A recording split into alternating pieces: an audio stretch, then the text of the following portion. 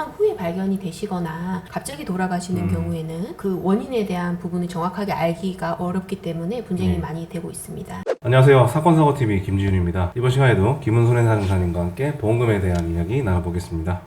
이번 시간은 어떤 주제로 얘기 나눠볼까요? 오늘은 사망보험금 중에서도 네. 원인이 명확하지 않는 사망의 경우에 발생할 수 있는 분쟁 부분에 대해서 얘기를 좀 나눠보자 합니다. 원인이 불분명한 그런 사망의 경우가 많은가요? 네, 생각보다 많습니다.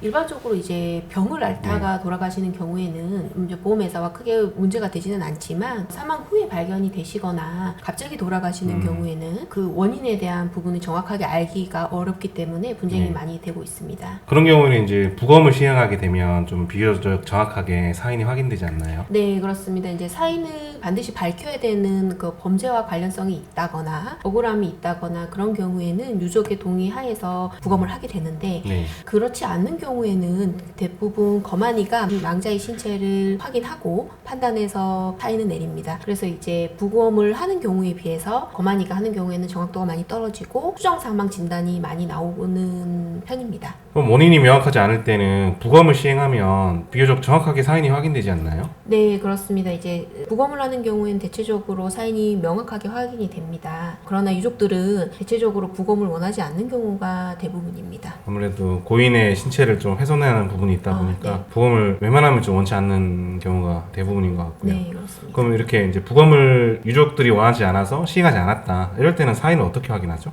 사망한 채로 발견되는 경우에는 사망진단서가 아닌 시체 검안서라는 서류로 발급이 되는데요. 네. 이는 사망한 상태에서 검안이가 망자의 신체를 확인하고 판단해서 사인을 내립니다. 이렇게 부검을 안 하는 경우에는 이 사망 원인과 관련해서 보험회사와 분쟁이 많을 수밖에 없겠는데 그럼 보실 때 그 가장 좀 빈번하게 보험에서 우리가 분쟁될 수 있는 사례는 어떤 게 있나요? 제가 생각하는 첫 번째는 이제 상해 사망 보험금, 재해 사망 보험금 부분인데요. 네. 쓰러져서 사망한 채 발견되시는 경우에 예를 들어서 뇌출혈로 진단되시는 경우가 있습니다. 근데 이 뇌출혈의 경우 질병이 원인이 되는 자발성 뇌출혈이 있고 네. 외상이 원인이 되는 이제 외상성 뇌출혈이 있거든요. 그래서 이 경우에 원인이 자발성 뇌출혈이 먼저 발생을 해서 쓰러진 후 머리가 부딪혔느냐 네. 아니면은 넘어지면서 머리를 부딪힌 후에 그로 인해서 사망을 한 것이냐에 따라서 보험금의 차이가 크게 날 수밖에 없습니다. 그러니까 뇌출혈의 원인이 그 외상으로 인한 거냐, 질병으로 인한 거냐, 요 분쟁이 있겠네요. 아무래도 이제 질병사망보험금 같은 경우에는 뭐 상해사망, 재해사망금보다는 보통은 금액이 좀 작지 않습니까? 그러면 보험회사에서는 당연히 적게 지급하기 위해서 질병으로 주장할 가능성이 높아 보이는데요. 네, 그런 경우가 매우 빈번합니다.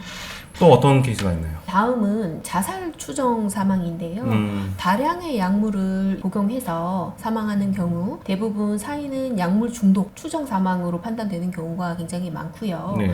이 경우 자살하기 위해서 일부러 약물을 다량으로 복용을 한 것인지 아니면 다른 사유로 약물을 복용하였거나 그것도 아니라면 자유로운 의사결정을 할 수 없는 상태에서 약물과 술 등을 함께 복용한 것인지에 따라서 보험금은 지급이 달라질 수가 있습니다. 자살이 추정되는 경우에는 이게 상해사망보험금이 되냐 안 되냐에 따라서 보험금이 상당히 크게 차이가 날 수 있기 때문에 분쟁이 상당할 것 같습니다. 네, 그렇습니다. 매우 빈번한 사례라고 볼 수 있습니다. 또 다른 분쟁 사례도 있나요? 이 부분도 상당히 많이 발생하는 부분인데요. 네. 주무시다가 이제 사망하시거나 네. 아니면은 요즘은 1인 가구가 많다 보니 부모님과 자녀분들이 따로 이제 거주하시는 경우가 굉장히 많거든요. 네네. 그래서 이제 혼자 사시는 경우에 그분들께서 돌아가셨는데 가족분들께서 조금 늦게 발견하시는 경우가 있어요. 그런 경우에는 보통 이제 뒤늦게 검안을 하게 되고 그 검안일을 통해서 심장사 추정 진단이라던거나 아니면 급성 심근경색증 추정 진단이 진단되는 경우가 굉장히 많습니다. 네. 이러한 경우에는 사망보험금보다는 일단 심질환에 관련한 진단비 분쟁이 굉장히 많이 발생하고요. 보험회사의 경우에는 일단 검사를 하지 않은 상태로 진단이 되었기 때문에 정확하게 진단을 확인할 수가 없고 그렇기 때문에 진단비를 지급할 수가 없다고 주장하는 부분이 많습니다. 대부분 사례에서는 검사할 시간도 없었을 거고 당연히 추정으로밖에 진단이 안 될 것 같은데 그렇다면 이런 경우에는 우리가 심장질환 관련 보험금 예를 들어서 뭐 심근경색 진단비나 이런 거를 받을 수는 없는 건가요? 일단은 쉽지는 않은데 네. 가능성이 없는 건 아닙니다.